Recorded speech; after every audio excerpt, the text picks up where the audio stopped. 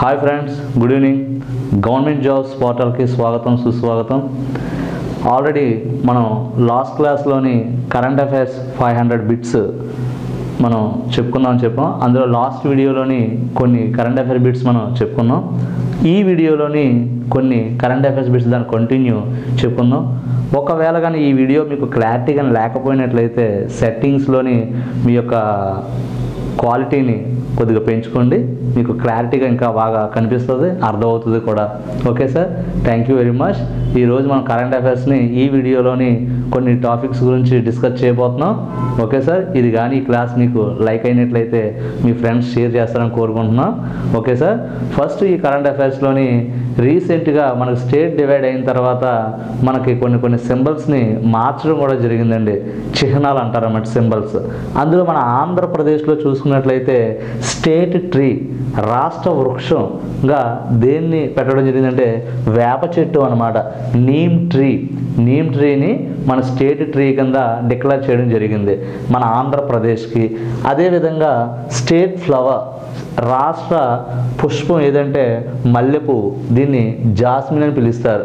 అదేవిధంగా Andhra Pradesh state bird, రాష్ట్ర పక్షి ఏది అంటే ప్యారెట్, రామచిలుక.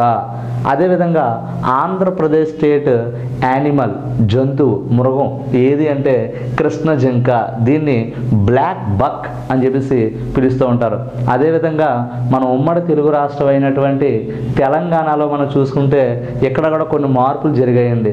దీంట్లో మనం చూస్తే స్టేట్ ట్రీ, రాష్ట్ర వృక్షం ఏదంటే ఇది జమ్మి చెట్టు.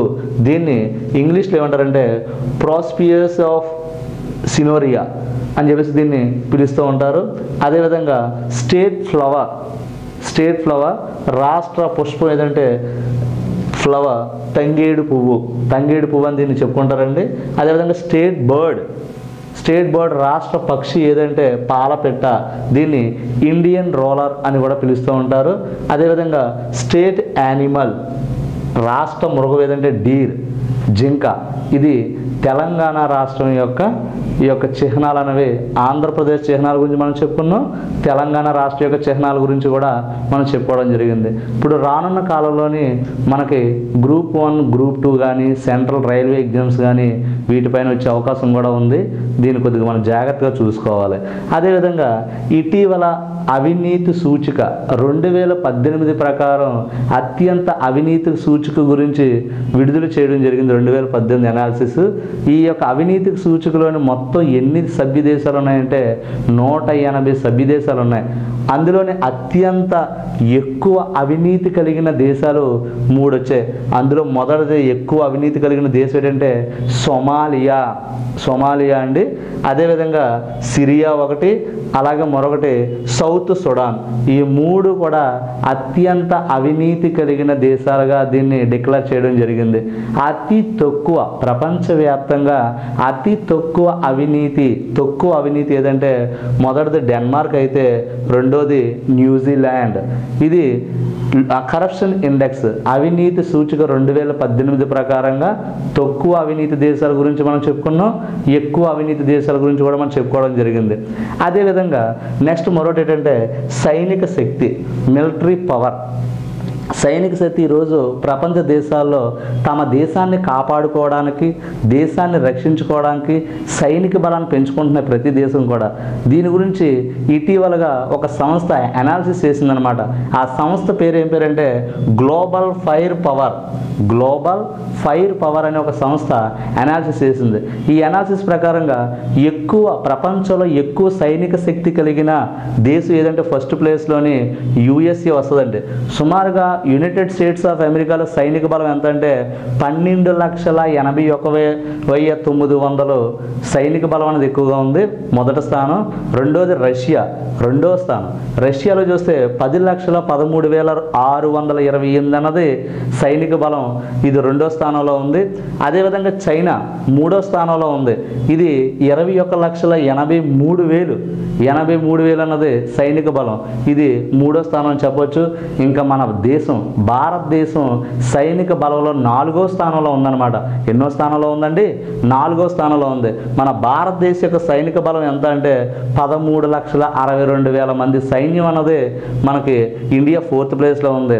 అలాగే మనకు పాకిస్తాన్ చూస్తే మనకి పొరుగు దేశమైన పాకిస్తాన్ 17వ స్థానంలో ఉంది. 17 సైనిక బలం ప్రకారంగా ఇది 6,37,000 మాత్రమే సైన్యాన్ని కలిగి ఉంది. దీన్ని అనాలిసిస్ చేసిన సంస్థ ఏది అంటే గ్లోబల్ ఫైర్ పవర్. మొత్తం ఇది ఎన్ని దేశాలు సర్వే చేసిందంటే 136 దేశాలను సర్వే చేయడం జరిగిందనమాట. 136 దేశాలు ఈరోజు సైన్యాన్ని కలిగి ఉన్న తమ దేశాన్ని కాపాడుకోవడానికి. ఇందులో స్థానాల్లోని ముఖ్యమైన టాప్ 4 మాత్రం మనం తెలుసుకోవడం జరిగింది. అలాగే మన పొరుగు దేశం పాకిస్తాన్ గురించి కూడా చెప్పుకోవడం జరిగింది. ఇది మీరు గమనించాలి. అదేవిధంగా మరొకటి ఏంటంటే ఈరోజు దేశ అభ్యున్నత కోసం జిఎస్టీ అంటే గూడ్స్ సర్వీస్ ట్యాక్స్ అనమాట. ఇటీవలగా ఈ యొక్క జిఎస్టీ అనౌన్స్ చేసిన దగ్గర నుంచి ఇప్పటి వరకు చూస్తే ఎక్కువ జిఎస్టీని గూడ్స్ సర్వీస్ ట్యాక్స్ని ఎక్కువ కలెక్ట్ చేస్తున్న మన దేశంలోని 29 రాష్ట్రాల్లోని ఎక్కువ వసూలు చేస్తున్న రాష్ట్రం ఏ రాష్ట్రం అంటే మహారాష్ట్ర. ఈ యొక్క అనాలిసిస్ ఏంటంటే 2018-2019 అనాలిసిస్ ప్రకారంగా దీన్ని అనౌన్స్ చేయడం జరిగింది. ఇది ఏ పీరియడ్ నుంచి ఏ పీరియడ్ వరకు కలెక్ట్ చేయడం జరిగిందంటే April 1, 2018 నుంచి January 31, 2019 వరకు మధ్యలో జరిగిన కలెక్ట్ చేసిన జిఎస్టీని పరిగణలో తీసుకొని ఎక్కువ జిఎస్టీ వసూలు చేసిన రాష్ట్రం ఏది అంటే మహారాష్ట్ర. ఇదేంటంటే ఎకనామికల్ సిటీ ఆఫ్ ఇండియా. దీన్ని ముంబై నగరాన్ని మనం ఎక్కువగా ఎకనామికల్ సిటీ అని కూడా పిలుస్తూ ఉంటాం. అదేవిధంగా జ్ఞాన్పీఠ్ అవార్డు గ్రహీత అయినటువంటి కృష్ణ శోభతి. ఈ కృష్ణ శోభతి అనే వ్యక్తి మహిళ ఈవిడ ఇటీవలగా చనిపోవడం జరిగింది. ఈవిడ 2019 జనవరి 25వ తారీఖున ఈయన 2019వ సంవత్సరం జనవరి 25వ తారీఖున ఈవిడ చనిపోవడం జరిగింది. ఆవిడ పేరు ఏం పేరంటే కృష్ణ శోభతి. ఈవిడ అద్భుతమైన రచనలు రాయడంలోని దిట్ట అనమాట. ఈవిడ రచించిన అద్భుతమైన ఈ నవలలు బాగా ప్రాచుర్యంలోకి వచ్చాయన్నమాట. ఆ నవలల పేరు ఏం పేరంటే మిత్తో అనే నవల ఒకటి, అలాగే మరొకటి ఏంటంటే మిర్జానీ. ఈ 2 నవలలు కూడా అత్యంత ప్రజాదరణ పొందిన నవలలుగా మనం చెప్పుకోవచ్చు. ఇటీవలకి కృష్ణ శోభతి ఈవిడ ఒక హిందీ పోయిట్ అనమాట. హిందీలోని రచించడంలోని సుప్రసిద్ధురాలుగా జ్ఞాన్పీఠ్ అవార్డు గ్రహీత కృష్ణ శోభతి జనవరి 25న చనిపోవడం జరిగింది. అదేవిధంగా ప్రవాసీ భారతీయ దివాస్ 15వ ప్రవాసీ భారతీయ దివాస్ ఎక్కడ జరిగింది అంటే వారణాసిలో జరిగిందనమాట. ఎక్కడ జరిగిందండి? ఉత్తరప్రదేశ్లోని వారణాసి ప్రాంతంలోని 15వ ప్రవాసీ భారతీయ దివాస్ అన్నది జరిగిందండి. ఇది మీరు గమనించాలి. అదేవిధంగా మనకి ఇటీవలగా భారతరత్న అవార్డు 2019 అనౌన్స్ చేయడం కూడా జరిగింది. ఇందులో ప్రణబ్ ముఖర్జీ మన యొక్క రాష్ట్రపతిగా పనిచేసిన ప్రణబ్ ముఖర్జీ గారు ఈయన రాష్ట్రపతిగా 2012 నుంచి 2017వ సంవత్సరం వరకు రాష్ట్రపతిగా సేవలు అందించారు. ఈయనకి భారతరత్న అవార్డుకి ఎంపిక చేయడం అనేది జరిగింది. ఈయన ఎన్నో ప్రెసిడెంట్గా చేశారంటే 13వ ప్రెసిడెంట్గా ఈయన పనిచేయడం కూడా జరిగింది. అదేవిధంగా రెండో వ్యక్తి ఎవరంటే నానాజీ దేశ్ముఖ్. ఈయన ఆర్ఎస్ఎస్ రాష్ట్రీయ స్వయం సేవక్ అనే సంస్థలో ఈయన జాయిన్ అయ్యి ఈయన విద్యా వ్యవస్థ గురించి పాఠశాలను ఏర్పాటు చేయడం కోసం విద్యా వ్యవస్థ కోసం ఎంతో సర్వీస్ చేసిన వ్యక్తి ఎవరంటే నానాజీ దేశ్ముఖ్. ఈయనకి కూడా భారతరత్న ఎంపిక చేయడం జరిగింది. అదేవిధంగా మరొకరు ఎవరంటే భూపెన్